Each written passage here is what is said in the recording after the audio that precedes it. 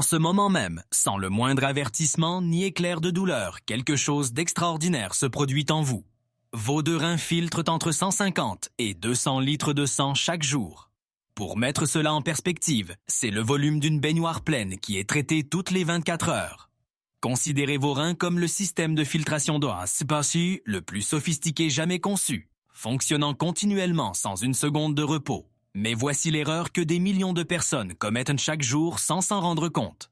Elles forcent ce système incroyable à traiter quelque chose de bien plus épais et de plus exigeant que ce pourquoi il a été conçu. Lorsque vous buvez systématiquement trop peu d'eau votre sang devient concentré et visqueux. Au lieu de filtrer un liquide propre et fluide, vos reins essaient essentiellement de pousser un sirop épais à travers leurs membranes délicates. Les dommages sont silencieux. Il n'y a pas de douleur immédiate. Aucun avertissement évident sur votre peau. Mais au niveau cellulaire, la destruction est réelle et elle s'accumule.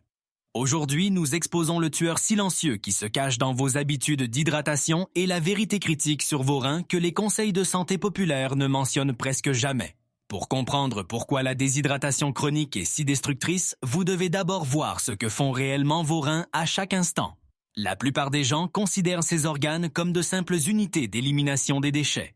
Mais cette description effleure à peine la surface de ce que ces 2 mètres de la taille d'un point gèrent simultanément en vous. Vos reins sont les maîtres régulateurs de votre environnement interne, maintenant un état d'équilibre chimique parfait appelé homéostasie. Au plus profond de chaque rein se trouvent environ 1 million d'unités de filtration microscopique appelées néphrons. Chacun est une machine biologique d'une complexité époustouflante, fonctionnant au niveau moléculaire avec une précision extraordinaire. Imaginez chaque néphron comme un filtre à café individuel, mais capable de réfléchir. À mesure que le sang circule à travers ces minuscules unités, elles prennent des milliers de décisions instantanées sur ce que votre corps doit conserver ou rejeter. Les minéraux essentiels comme le sodium, le potassium et le magnésium sont soigneusement capturés et renvoyés dans votre circulation sanguine avec une exactitude remarquable. Dans le même temps, les déchets métaboliques comme l'urée et l'acide urique sont concentrés et dirigés vers votre urine pour être éliminés. Ce processus ne s'arrête jamais. Il se produit chaque minute, chaque heure, chaque jour tout au long de votre vie. C'est un miracle d'ingénierie constant et silencieux. Mais ce miracle repose sur un seul facteur pour fonctionner, un flux régulier d'eau liquide et propre. Dès que ce flux diminue, ce chef-d'œuvre de la biologie commence à peiner. Dès que votre apport en eau tombe en dessous de ce dont votre corps a réellement besoin, votre cerveau détecte le changement presque instantanément. Une région spécialisée appelée l'hypothalamus détecte le changement de concentration sanguine et envoie une note d'urgence hormonale. Ce messager chimique s'appelle l'ADH, ou hormone antidiurétique. Son instruction à vos reins n'est pas négociable. Verrouillez chaque molécule d'eau que vous pouvez trouver et ne laissez pas une goutte quitter ce corps. Vos néphrons passent immédiatement en mode conservation maximale. Votre urine devient profondément concentrée, de couleur foncée et chargée de déchets qui auraient dû être dilués et expulsés. Mais ce mode de survie a un prix élevé. Fonctionner à intensité maximale 24 heures sur 24 génère un stress interne massif sur ces délicates membranes de filtration. Désormais, les dommages s'étendent à l'ensemble de votre système cardiovasculaire. Comme votre sang a perdu de son volume, il s'épaissit, se déplaçant plus comme du miel que comme de l'eau. Votre cœur doit maintenant générer une force substantiellement plus grande à chaque battement pour pousser cette boue à travers vos vaisseaux. Cette pression martelante se propage directement dans les minuscules capillaires fragiles à l'intérieur du tissu rénal. Ils ont été conçus pour un flux doux et hydraté, pas pour cela. Après des semaines et des mois de déshydratation chronique, ces parois capillaires développent des microdéchirures qui n'ont jamais l'occasion de cicatriser. Mais peut-être que la conséquence la plus douloureuse se produit dans les recoins sombres du système collecteur de vos reins. Lorsque l'urine reste concentrée trop longtemps, les minéraux comme le calcium et l'oxalate ne peuvent plus rester dissous. Ils commencent à s'entrechoquer et à se lier, se transformant en cristaux tranchants et dentelés. Ce sont les calculs qui provoquent certaines des douleurs les plus intenses qu'un être humain puisse éprouver. En même temps, cet environnement stagnant et riche en nutriments devient le terrain de reproduction idéal pour les bactéries, entraînant des infections qui auraient pu être facilement éliminées par un simple verre d'eau. Votre corps possède un système d'alarme intégré pour la déshydratation, et cette alarme s'appelle la soif. Mais voici le problème critique dont la plupart des gens de plus de 30 ans ne sont jamais informés. À mesure que vous avancez vers l'âge mûr, le mécanisme neurologique qui génère la sensation de soif devient moins sensible. Votre hypothalamus, la région du cerveau responsable de la détection de la concentration sanguine, commence à perdre sa précision de signalisation. Le résultat est que vous pouvez être significativement déshydraté pendant des heures avant de ressentir la moindre soif. Vous ne pouvez pas vous fier uniquement à la soif. Vous devez apprendre les autres signaux que vos reins envoient lorsqu'ils sont silencieusement en difficulté. Le premier indicateur, et le plus fiable, est sous vos yeux chaque jour. La couleur de votre urine, un jaune paille pâle, indique que vos reins travaillent confortablement. Un jaune foncé ou ambré vous indique qu'ils sont en mode de conservation d'urgence. Mais portez une attention particulière à l'urine mousseuse ou bouillonnante qui persiste après avoir tiré la chasse. C'est un signal d'alarme sérieux.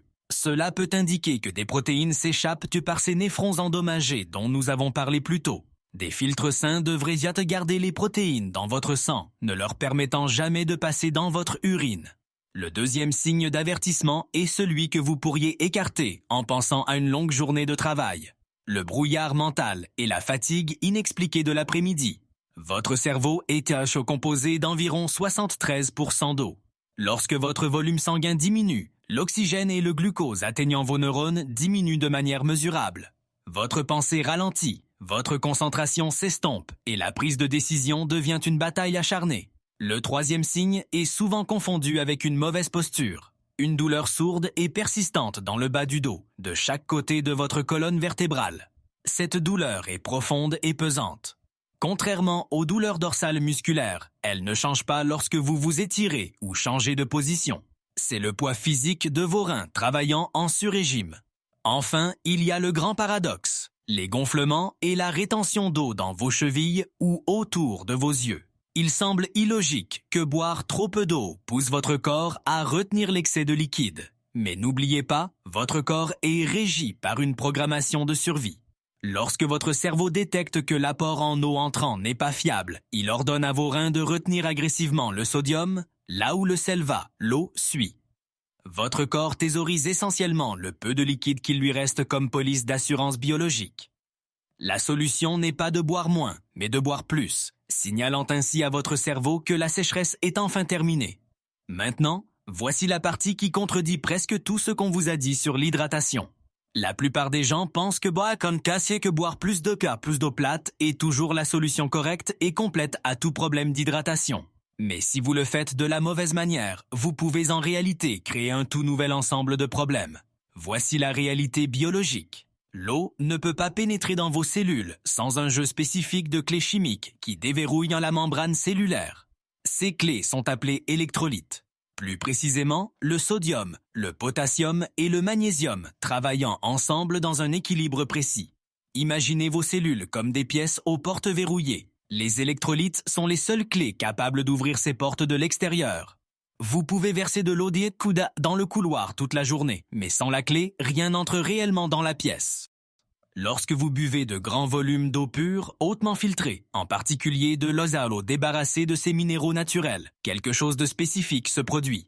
Cette eau appauvrie en minéraux dilue la concentration d'électrolytes dans votre circulation sanguine. Vos cellules détectent que la concentration de clés a chuté, et le mécanisme d'hydratation devient moins efficace.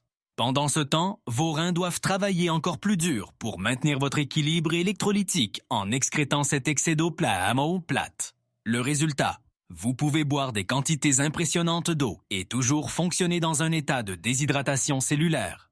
Ceci est particulièrement critique pour toute personne pratiquant le jeûne intermittent. Pendant votre fenêtre de jeûne, votre corps décompose le glycogène stocké, ce qui libère environ 3 grammes d'eau pour chaque gramme brûlé. Cette eau emporte des électrolytes avec elle lorsqu'elle quitte votre corps par la sueur et l'urine. Si vous jeûnez et ne buvez que de l'eau plate, vous accélérez la perte de minéraux à un rythme que votre corps a du mal à gérer. Les maux de tête, les crampes musculaires et les palpitations cardiaques souvent attribuées au jeûne sont en réalité des symptômes de cet appauvrissement en électrolytes. La solution à tous ces combats biologiques est d'une simplicité élégante et vous avez probablement déjà les ingrédients dans votre cuisine. Pour transformer les riz à l'eau plate en une puissance d'hydratation cellulaire, vous n'avez besoin que de 2 choses. Une pincée de sel marin non raffiné et du jus de citron frais. Ajoutez une petite pincée de sel celtique ou de sel rose de l'Himalaya à votre zoo. Ces sels naturels contiennent plus de 80 oligo-éléments qui agissent comme des clés pour déverrouiller vos cellules. En même temps, pressez un demi-citron frais dans votre verre du matin. Le citrate naturellement présent dans le jus de citron est l'un des inhibiteurs les plus efficaces de la nature contre les calculs rénaux. Il se lie au calcium dans vos voies urinaires, empêchant ces cristaux douloureux de se former. Pour un soutien supplémentaire, envisagez d'ajouter de la tisane de racine de pissenlit à votre routine quotidienne. Contrairement aux diurétiques pharmaceutiques qui dépouillent votre corps de son potassium, la racine de pissenlit est un moyen doux et naturel d'augmenter le flux urinaire. Elle aide vos reins à éliminer les déchets accumulés tout en préservant vos réserves minérales essentielles. Commencez demain matin avec un verre d'eau tiède, du citron frais et cette minuscule pincée de sel marin. Gardez cette conscience minérale avec vous tout au long de la journée. Surveillez la couleur de votre urine comme système de feedback principal. Un jaune pâle signifie que vos reins sont enfin à l'aise, travaillant dans les limites des paramètres pour lesquels ils ont été conçus. Les 2 reins assis tranquillement derrière votre cage thoracique en ce moment ont été vos partenaires les plus fidèles et les plus laborieux. Ils ont filtré chaque toxine et sous-produit que votre corps a jamais produit sans une seule plainte. Ils méritent le soutien le plus élémentaire que vous puissiez leur offrir. Une JO qui atteint réellement les cellules qui en ont le plus besoin. Écoutez votre corps, donnez-lui les minéraux dont il a soif et regardez à quelle vitesse il réagit.